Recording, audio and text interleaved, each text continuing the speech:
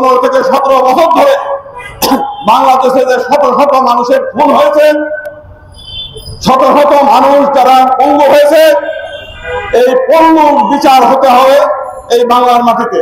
আমরা সেই জন্যই তাকে চাই প্রধানমন্ত্রী হিসেবে। আর এইখানে তার আসার কোনো সুযোগ নাই।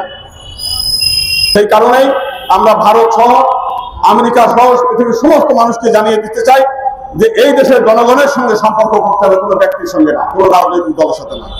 আমি এইটা বলেই আমি আমার বক্তব্য শেষ করছি।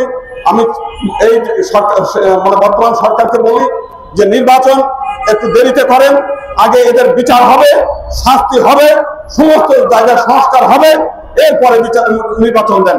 তার আগে আমরা নির্বাচন করি না, আমরা আগে শাস্তি চাই। আগে যারা পঙ্গুত্ব বরণ করেছে, যারা নিহত হয়েছে, তাদের চোখের জল এবং তাদের এই পঙ্গুত্বের যে হাহাকার, এইটা আগে নিরসন হতে হবে। ধন্যবাদ।